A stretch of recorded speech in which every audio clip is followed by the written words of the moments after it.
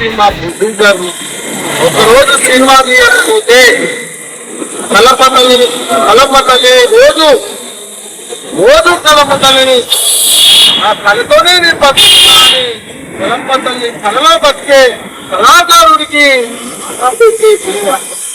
రాష్ట్ర ప్రభుత్వాలు భారతదేశంలో ఉన్న ప్రభుత్వాలే ఈ కలంపతల్లిలో చిన్న చిన్న ప్రొడ్యూసర్లు మా మిత్రులు ఎంతో మంది సినిమాలు చేస్తా ఉన్నారు. మా మిత్రులకి చేసిన ప్రొడ్యూసర్ ఇచ్చిన పైసలతో తీసుకుపోయి ఆర్టిస్టులు ఒక సరుకు కొంటే దాని మీద బ్యాట్ వేసి ఉండరాక సినిమా ఇండస్ట్రీ నుండే వచ్చింది కదా. మన సినిమా ఇండస్ట్రీకి ఏం చేసిందా తెలంగాణ సినిమా ఇండస్ట్రీకి అంటే జూబ్లీహిల్స్ ఎలక్షన్ రాగానే రేవంత్ రెడ్డి గారు స్కూల్ కట్టిస్తా అన్నారు, కాలేజీలు కట్టిస్తా అన్నారు.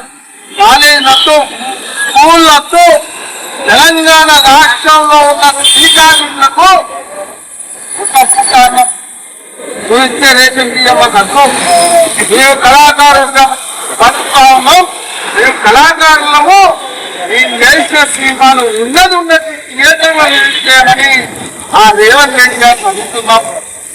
ఎంత అడుగుతున్నాం అంటే ప్రొడ్యూసర్ చిన్న సినిమా ప్రొడ్యూసర్లు సినిమా తీసే దాంట్లోకి వెళ్ళి సెన్సార్ బోర్డు చిన్న సినిమాలకు ట్యాక్స్ తీసుకోమని ఆ నరేంద్ర మోడీ ప్రకటించమనండి.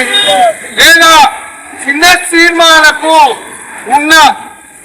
సినిమాలలో యాక్టింగ్ చేస్తున్న ఆర్టిస్టులు ఎవరైతే ఉంటారో వాళ్ళందరికీ కూడా 24 టాప్ లో ఉన్న ఆర్టిస్టులు, జూనియర్ ఆర్టిస్టులు అయితే డైరెక్టర్ ఆర్టిస్టులు అయితే వీళ్ళందరికీ సొంత కళతో రాష్ట్ర ప్రభుత్వము వాళ్ళ టేబుల్కి వెళ్ళి ఇల్లు కట్టేయమంటున్నాం. ఇందిరమ్మ ఇల్లులతో కళాకారులకు రావాల్సిన పర్సంటేజ్ ని కళాకారులకు అందియండి. మీరు ఇస్తాను ఒక జీవోను విడుదల చేసి మన జూబ్లీహిల్స్ ఎలక్షన్లకు ఆ జీవో కాపీలో ఉన్నది 100 కోట్లు ఇస్తా అన్నదే రేవంత్ రెడ్డి గారు. 100 కోట్లు ఇవ్వడం సంతోషమే, కానీ ఆ 100 కోట్లు తెలంగాణ ప్రజలకు ఎంతమంది పేద సినీ కార్మికులకు అందుతున్నాయని స్పష్టంగా ఆ రేవంత్ రెడ్డి గారు ఆలోచన చేయాలి. దాని గురించి జీవో కాపీ ఎవరు ఎత్తుకోపోతారో ఆందోళనలు ఎత్తుకోపోతారు. మరి తెలంగాణలో పుట్టలేదా? నేను కూడా తెలంగాణలో అంటారు, తెలంగాణ కాదంటారు. కానీ తెలంగాణ ప్రజలు పాకిస్తాన్ దీనికి తెలంగాణలో ఉన్న సినిమా ఇండస్ట్రీలో ఉన్న మిత్రుల్ని నిరంతర రాజకీయాలతో లేదా వీళ్ళను ఒక సోదరి కుటుంబం పోతే వాళ్ళ హక్కులు చేసుకుంటారు, సినిమాలు పోతే హక్కులు చేసుకుంటారు. మరి ఈ ప్రొడ్యూసర్ సినిమాలు తెలంగాణ ప్రజల మీద రాష్ట్ర ప్రభుత్వానికి విలువ ఉంది కదా, భారతదేశ ప్రధానికి విలువ ఉంది కదా. మన సినిమా కార్మికులకు ఏం చేశారు? భారతదేశంలో ప్రధానమంత్రి గారు 3 సార్లు నిర్ణయం ఇదేం చేసిండు? సినిమా ఇండస్ట్రీ నుండి వచ్చిన తెలంగాణ రాష్ట్రం నుండి పైసలతోనే భారతీయ జనతా పార్టీ లేకుండా భారతదేశంలో ఉన్న ట్యాక్సులతో సినిమా ఇండస్ట్రీ నడిపించాము. సినిమా ఇండస్ట్రీ కాబట్టి హాలీవుడ్ లో ఉన్న ప్రేమ తెలంగాణ సినిమా ఇండస్ట్రీ రచించలేదు.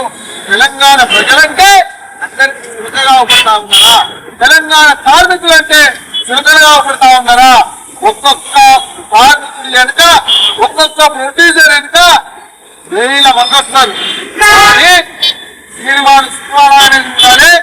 మనం పడే కష్టం ఈరోజు అన్నం తింటలేమా? ప్రొడ్యూసర్ అనేటోడు అప్పు తెచ్చుకున్నాడా? లేకపోతే సినిమా రిలీజ్ అవుతుందా? ఆ సినిమాని ఎక్కడ రిలీజ్ చేసుకోవాలి? నేను తీసిన సినిమా ఒక ప్రొడ్యూసర్ అనేవాడు సినిమా తీస్తే ఆ సినిమాను 100 మంది కార్మికులను కళాకారులను చూపెడితే ఆ సినిమా వస్తే వాళ్ళ కుటుంబంలో తీసుకుందాం అనుకున్న కార్మికుల ఆశ మీద ఇక్కడ ఉన్న కొంతమంది సినిమా ఇండస్ట్రీలో ఉన్న కొంతమంది అక్కడ పెట్టడం చేస్తారు, ఇక్కడ పెట్టడం చేస్తారు. అంటే ఆయన ఆంధ్రాకు పోయి పెట్టడం చేస్తారు, ఇక్కడ తెలంగాణకు పోయి పెట్టడం చేసి కొంతమంది వాళ్ళు ఏం చెప్తారంటే తెలంగాణ ఆర్టిస్ట్ పనిచేస్తే సినిమా బయటకు రావద్దు, తెలంగాణలో ఉన్న హైదరాబాద్ లో మిత్రులు, ఎంతో మంది మిత్రులు పాపం వాళ్ళు చేసుకున్న చిన్న చిన్న బిజినెస్ లకు వెళ్ళి తెచ్చిన పైసలతో వాళ్లకు కళ మీద, కళమ్మ తల్లి మీద అభిమానంతో సినిమా తీసి ఒక ప్రొడ్యూసర్ గాను, ఒక ఆర్టిస్ట్ గాను చెయ్యాలంటే ఈ వీళ్ళ సినిమా బయటకు రాదు. ఎందుకు రాదంటే ఇక్కడ ఉన్న ఒక దోపిడి, దుర్మార్గం. కనీసం ఇంతమంది 60 తల్లులు ఉన్నారు. తల్లులకు సంబంధించి ఇంటికి పోయి పొద్దున్నాక సాయంత్రానికి కష్టపడితే ఈ తల్లుల పిల్లలు అమ్మా నువ్వు చేసిన సినిమా రాలేదంటే ఆంధ్రాన్ని చెప్పి సినిమా పెట్టట్టుగా రేపు పొద్దుగాల వీళ్ళ పిల్లలకు నేను సినిమా చేసినాను ఏం చెప్తుంది. ఎంతైనా రాష్ట్ర ప్రభుత్వం మేము అనుకున్నాం రేవంత్ రెడ్డి గెలిచినప్పుడు